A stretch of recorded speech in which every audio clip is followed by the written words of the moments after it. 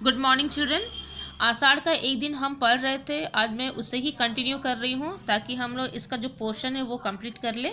ठीक है, तो हम लोग जो है पेज नंबर 46 तक हम पढ़ चुके हैं, जिसमें हम देख रहे हैं कि मल्लिका जो है कालिदास को समझा रही है कि उसे निश्चित रूप से उज्जैनी जाना चाहिए और वहाँ जाकर राजकवि का पद भी ग्रहण करना चाहिए, क्योंकि वही एक मौका है जब उसे जो है मैंने एक अपने व्यक्तित्व और अपने ऊपर जो लगा हुआ इल्ज़ाम है कि वो नकारा है, निकम्मा है, कुछ नहीं कर सकता, ये सब को हटाने का एक मौका मिल रहा है। वो खूब उन्नति कर सकता है, वहाँ पर जाकर अपनी योग्यताओं को, अपनी जो काबिलियत है उसको भी वहाँ पर जाकर निखार सकता है। ठीक है, लेकिन कालिदास बोलता है कि वो वहाँ पर जाकर वो कुछ नहीं कर पाएगा, क्योंकि संपूर्ण रूप से उसका मन जो है अपने गाँव और उस पर ही लगा रहेगा। ठीक है, तो लेकिन फिर भी जो है मल्लिका प्रयत्न कर रही है उसे समझाने का, और वो कहती है, क्या कहती है यहाँ पर कि मल्लिका आसन पर कोहनी रखे उससे टेक लगा लेती है, मतलब ऐसे नीचे करके बैठ जाती है मल्लिका। ठीक है, मल्लिका यह क्यों नहीं सोचते कि नई भूमि तुम्हें यहाँ से अधिक संपन्न और उर्वरा मिलेगी। अब मल्लिका समझा रही है, मल्लिका बोल रही है कि तुम अपनी भूमि से उखड़ नहीं रहे हो, तुम जो जहाँ रहे वहाँ पर तुमको एक नई भूमि मिल रही है, तुमको वो यहाँ से भी संपन्न और उर्वर भूमि मिल रही है जहाँ पर तुम उन्नति कर पाओगे। इस भूमि से तुम जो कुछ ग्रहण कर सकते थे कर चुके हो, तुम्हें आज नई भूमि की आवश्यकता है जो तुम्हारे व्यक्तित्व को अधिक पूर्ण बना दे। तो मल्लिका बोल रही है कि तुम इस भूमि से तुमने तो जो कुछ तुमको मिलना चाहिए तो मिल गया, लेकिन आज एक नई भूमि तुम्हारा इंतजार कर रही है जो तुम्हारे व्यक्तित्व को और भी अधिक निखार देगा। ठीक है, कालिदास नई भूमि सुखा भी तो सकती है, कालिदास बोलते हैं वहाँ नई भूमि सुखा भी तो सकती है, मैंने वहाँ जाकर हो सकता है कि मैं उन्नति ना करूँ, ठीक है, मेरा और भी अधिक पतन हो जाए। तो मल्लिका बोलती कोई भूमि ऐसी नहीं जिसके अंदर में कोमलता ना हो। तो मल्लिका समझाती है कि धरती माँ जो है ऐसी नहीं है कि वो अपने बच्चों को जो है उसकी ओर से उसके जो प्रेम है, उसका जो योगदान है उसको वो कम कर दे। हर भूमि जो है अपने बच्चों को अपना ही लेती है। तुम्हारी प्रतिभा उस कोमलता का स्पर्श अवश्य पालेगी, माने तुम उस भूमि पर जाकर अपनी प्रतिभा को निश्चित रूप से निखारोगे, ये मेरा विश्वास है। ऐसा मल्लिका बोलती है कालिदास को। और उस जीवन की अपनी अपेक्षाएं भी होंगी।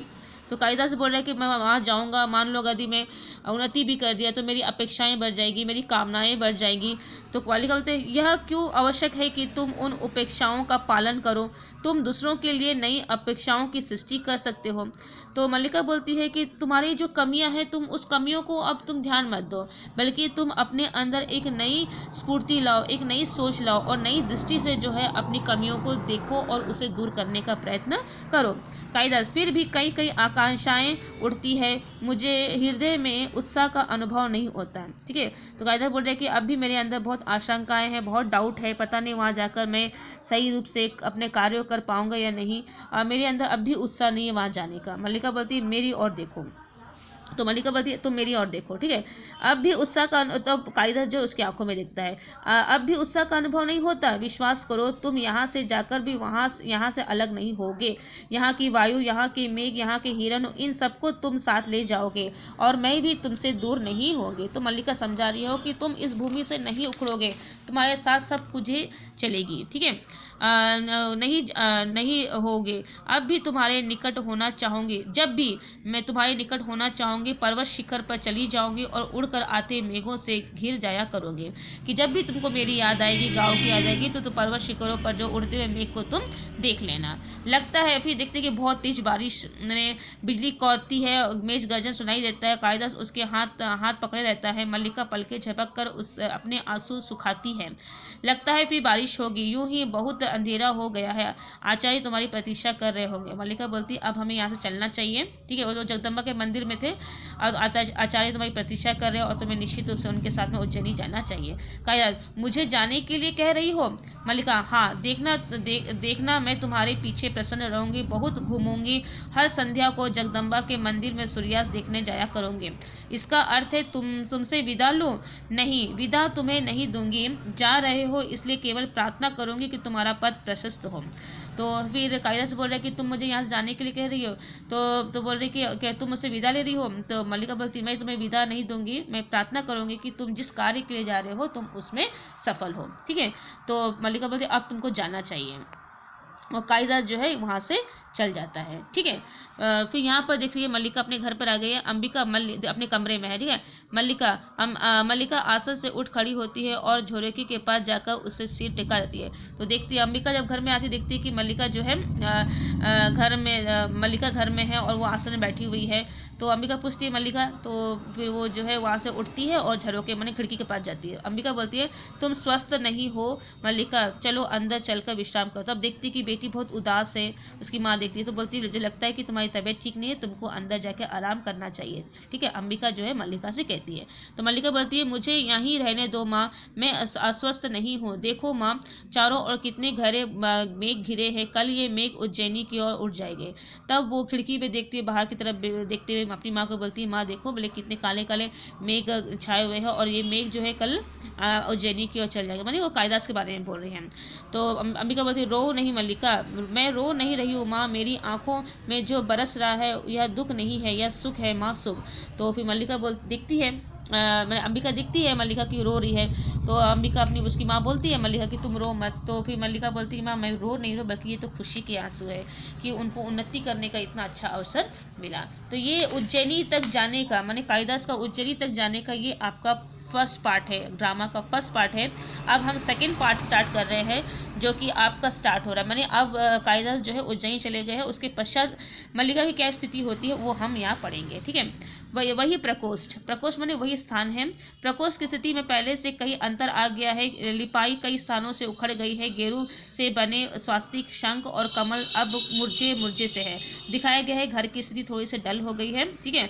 चूल्हे के पास पहले से बहुत कम बर्तन है। बर्तन इसलिए कम होगी कि बहुत सारे बर्तनों को बेच दिया गया है, क्योंकि अब जो अंबिका थोड़ी सी बीमार रहने लगी थी तो वो काम नहीं कर पाती थी, इसलिए बहुत सारे बर्तन बिक गए थे पैसों के लिए। कुंभ केवल 2 है और उन पर ऊपर तक काई जमी हुई है। ठीक है। अब मल्लिका जो है अंबिका जो अच्छी तरह से काम नहीं कर पा रही है और मल्लिका जो है बाहर में काम करती है तो घर का काम भी वो अच्छे से देख नहीं पाती है। ठीक है। आसन पर कुछ भोजपत्र बिखरे हैं, कुछ एक रेशमी वस्त्र में बंधे हैं। आसन के निकट एक टूटा मोड़ा है जिस पर भोजपत्र सीख कर बनाया एक ग्रंथ रखा हुआ है। माने सीख कर मतलब बहुत सारा भोजपत्र एक पत्ता है जिसको सीख के एक कॉपी बनाया गया। ठीक है। चूल्हे के निकट कोने में रस्सी बंधी है जिस पर कुछ वस्त्र सूखने के फैलाए गए हैं। अधिकांश वस्त्र फटे हैं और उन पर जगह जगह टाकियां लगी है। माने काफ़ी स्थिति जो है काफ़ी गरीबी की स्थिति को दिखाया गया है। एक टूटा मोड़ा डोरी के द्वार पर रखा गया है। चौकी एक ही है जिस पर बैठी मल्लिका खरल से औषधि पीस रही है। तो दिखाया गया है कि मल्लिका जो है औषधि बना रही है। अंदर पीछे तल पर कोना उसी तरह दिखाई देता है। अंबिका तल पर लेटी है, बीच बीच में वह करवट बदल लेती है। नीचे बाहर से आता है मल्लिका अपना अंशुक में दुपट्टा ठीक करती है। तो दिखाया गया है अंबिका थोड़ा अस्वस्थ हो गई है, वो अब अपना ज़्यादा काम नहीं कर सकती है और बीमार रहती है। तो मल्लिका जो है उसके लिए दवाई बना रही है। उसी बीच में निक्षेप का प्रवेश, निक्षेप कौन है जो कि मातुल का सहायक था। ठीक है। निक्षेप अब कैसा है अंबिका का स्वास्थ्य, तो निक्षेप आता है और अंबिका के बारे में पूछता है। वैसे ही ज्वर आता है अभी। तो मल्लिका बोलती नहीं अभी भी स्वस्थ नहीं है माँ, अभी भी उनकी तबीयत खराब है। पहले से कुछ भी अंतर नहीं पड़ा, लगता तो नहीं। 2 वर्ष से निरंतर एक साथ ज्वर। तो 2 साल से माँ बीमार है। बोलते 2 साल से अंबिका बीमार है, अभी तक उसके स्वास्थ्य में कोई सुधार नहीं आया है। तो वास्तव में अंबिका बहुत चिंता, तो भी बोलता है मैंने मेन कारण है स्वस्थ होने का कि वो बहुत चिंता करती, तुम्हारी बहुत चिंता करती है। मल्लिका औषधि भी ठीक से नहीं लिखाती। तो मल्लिका बोलती है चिंता तो करती है साथ में औषधि भी तो नहीं लेती है। तो निक्षेप तुम्हारा स्वास्थ्य कैसा है, मल्लिका को पूछता है निक्षेप। तुम कैसी हो मल्लिका। तो निक्षेप मल्लिका बोलती मैं ठीक हूँ, दुबली होती जा रही हो, बहुत दिनों तक राजधानी की ओर से कोई व्यक्ति नहीं आया। निक्षेप बोलता है कि मैंने उज्जैनी से कोई खबर नहीं आई, कभी कभी सोचता हूँ एक बार उज्जैनी जाकर उससे मिल आओ। तो फिर निक्षेप बोलता है बहुत दिन हो गया, बोले कालिदास से मिला नहीं हूँ, मातुल से भी नहीं मिला हूँ, तो सोच रहा हूँ कि उज्जैनी जाऊँ और उनसे मिल आओ। कौन बोल रहा है ये बात, निक्षेप जो कि मातुल का सहायक है। ठीक है। तो वो मल्लिका घर में आया, मल्लिका से बातचीत कर रहा है। तो मल्लिका बोलती क्यों निक्षेप, कई बातें करना चाहता हूँ, कई बार लगता है कि दोष मेरा ही है। मल्लिका किस बात का, बात तुम जानती हो, मैंने आशा नहीं की थी कि उज्जैनी जाकर कालिदास इस तरह वहाँ के हो जाएंगे। तो निक्षेप बोल रहा है कि बहुत दिन हो गया है, मैंने तो ऐसा नहीं सोचा था कि वो वहाँ जाएगा वहीं रह जाएगा, मैंने वापस गांव नहीं आएगा। ठीक है। लेकिन क्या मल्लिका, और मुझे प्रसन्नता है कि वे वहाँ रहकर इतने व्यस्त है। यहाँ उन्होंने केवल ऋतु संहार की रचना की थी और यहाँ उन्होंने कई नए काव्यों की रचना की है। लेकिन मल्लिका बोलती है कि मैं तो खुश हूँ उनके वहाँ जाने से, क्योंकि यहाँ पर रहकर केवल उन्होंने ऋतु संहार की रचना की थी, वहाँ जाकर उन्होंने बहुत सारी रचनाओं की रचना की। मैंने काफ़ी व्यस्त हो गए हैं और व्यक्ति को व्यस्त ही रहना चाहिए। 2 वर्ष पहले जो व्यवसायी आए थे उन्होंने कुमार संभव और मेघदूत की प्रतियां मुझे ला दी थी। बता रहे थे उनके एक और बड़े काव्य की बहुत चर्चा है, परंतु उसकी प्रति उन्हें नहीं मिल पाई है। तो फिर मल्लिका बोलती है कि यहाँ से जो व्यापारी आए हैं विजनी से, उनसे मैंने कुछ पुस्तकें मंगाई है उनकी, और मैंने ये भी सुना है कि वो किसी बड़े काव्य पर भी काम कर रहे हैं। मैंने वो काफ़ी व्यस्त है और उनको वैसा ही होना चाहिए। मैं यूँ तो सुना है उन्होंने कुछ नाटकों की भी रचना की है जो उज्जैनी की रंगशालाओं में खेले गए हैं। फिर भी तो ऋषभ बोलता हाँ, मैं भी सुना कि उन्होंने बहुत सारी रचनाओं के मैंने काव्य लिखा है, नाटक लिखा है, लेकिन फिर भी उनको यहाँ तो आना चाहिए था। फिर भी क्या, मुझे कहते दुख होता है। यही उन्हीं व्यवसायियों के मुंह से और भी तो कई बातें सुनी थी। तो बोल रहे कि मैंने कुछ और भी सुना है। मल्लिका बोल रही क्या, व्यक्ति उन्नति करता है तो उनके नाम के साथ कई तरह के अपवाद जुड़ जाते हैं।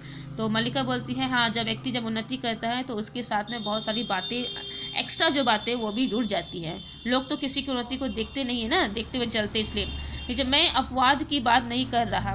सुना यह भी है तो था ना कि गुप्त वंश की राजदुहिता से उनका विवाह हो गया। तब वो एक बात चलते हैं, मैंने ये सुना है कि उन्होंने वहाँ जाकर वहाँ की जो उज्जैनी की जो राजकुमारी उससे शादी कर ली है। जब ये बात सुनता है मल्लिका को बोलता है मल्लिका, तो इसमें क्या, तो मल्लिका बहुत ही साधारण रूप से रिएक्ट करती है, बोली इसमें क्या बात है, क्या बुरा है, राज कवि बन गए हैं, उन सब कुछ उनके ऐशो आराम है, तो उनके अपने स्टेटस के अपने ही योग्य बहू मैंने वधू मिली होगी तो कर ली शादी। अब मेरा और उनके स्टेटस में तो बहुत अंतर आ गया, उस मेरे और उसके बीच में तो बहुत ज़मीन आसमान का अंतर आ गया। एक तरह से देखे तो बुरा नहीं भी है, परंतु यहाँ रहते तो उनका जो आग्रह था कि जीवन में विवाह नहीं करेंगे, यह आग्रह क्या हुआ। उन्होंने यह नहीं सोचा कि उनके इसी आग्रह की रक्षा के लिए तुमने, तो भी बोलता है कि तुम्हारे बारे में उसने नहीं सोचा, तुमने उनके लिए इतना बड़ा त्याग किया और वो वहाँ पर जाके शादी कर ली। मल्लिका, उनके प्रसंग में मेरी बात कहीं नहीं आती। तो मल्लिका बोलती अब मैं उनके जीवन में कहीं पर भी स्थान रखती हूँ, क्योंकि उनके और मेरे स्टेटस में जो है वे दोनों में काफ़ी अंतर आ गया है। मैं अनेक असाधारण व्यक्तियों में से हूँ, वे असाधारण हैं। आज मैं साधारण और वे असाधारण बन गए हैं। उन्हें जीवन में असाधारणता का ही साथ चाहिए था। सुना है राजदुहिता बहुत विदुषी है।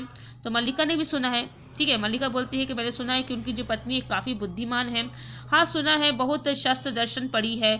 मैंने कहा ना कि एक तरह से देखूं तो उससे कुछ बुरा नहीं है, परंतु दूसरी तरह से देखने का बहुत ग्लानि होती है। तो नीचे बोलता है एक तरह से देखा तो अच्छा ही, लेकिन दूसरी तरफ देखते हो तो तुम्हारे बारे में सोचता हूँ, तब मुझे थोड़े से ग्लानि होती है अपने आप पर। मल्लिका, इसके विपरीत मुझसे अपने में ग्लानि होती है, यह ऐसी मैं तो बोले कि इसके विपरीत मुझे अपने से ग्लानि होती है कि यह ऐसी मैं। तो मल्लिका बोलती है आपको मेरे कारण ग्लानि हो रही है। तो बोले अब मेरे कारण आपको मैंने ग्लानि महसूस करने की आवश्यकता नहीं है। उनकी प्रगति में बाधा भी बन सकती थी। आपके कहने से मैं उन्हें जाने के लिए प्रेरित ना करती तो कितनी बड़ी क्षति होती। तो मल्लिका बोलती है ये तो आपका एहसान है मेरे पर कि आपने मुझे उन्हें समझाने के लिए कहा और मैं उनकी उन्नति में एक सहयोग बन पाई, नहीं तो मैं उनके मार्ग में बाधा बन जाती। नीचे यह तो दुख है कि मेरे कहने से तुम ऐसा ना करती तो आज तुम्हारे जीवन का रूप यह ना होता। तो नीचे बोलता नहीं, गलती तो मेरी है, मैं ऐसे तुमको नहीं बोलता तो कायदा जाता नहीं और तुम्हारे साथ ही रहता, लेकिन वहाँ जाकर तो वो पूरी तरह से बदल गया है। मेरे जीवन में पहले से क्या अंतर आया है, पहले माँ काम करती थी, अब वे अस्वस्थ है तो मैं काम करती हूँ। तो मल्लिका बोली मेरे जीवन में कोई अंतर नहीं है, पहले माँ काम करती थी अब मैं काम कर रही हूँ। बाहर से तो इतना ही अंतर लगता है, केवल अंतर ही इतना ही अंतर है। तो नीचे बोले हाँ बाहर से तो ये लगता है, लेकिन मैं जानता हूँ कि तुम अंदर से कितनी दुखी हो। तो मल्लिका बोलती ऐसा कुछ भी नहीं है, अंतर केवल इतना ही है कि आज मैं माँ के स्थान पर काम कर रही हूँ। माँ को औषधि दे दूँ, अभी आती हूँ। फिर वो अपनी माँ को औषधि देने के लिए चली जाती है। तो आज हम पढ़े हैं 53 पेज नंबर तक, ठीक है, कि आज जो है सेकंड जो अध्याय है वो हमने स्टार्ट किया है। सेकंड अध्याय में निक्षेप और मल्लिका के से बातचीत हो रही है और इसी बीच में निक्षेप मल्लिका को बता रहे हैं कि वहाँ जाकर उज्जैन जाकर कालिदास ने वहाँ की राजकुमारी प्रियंगु मंजी से शादी कर ली है। आप लोग इसे वीडियो को देखिए, सुनिए और खुद भी पढ़िए। यदि कोई प्रॉब्लम होता है तो मुझे ज़रूर बताइएगा। Thank you.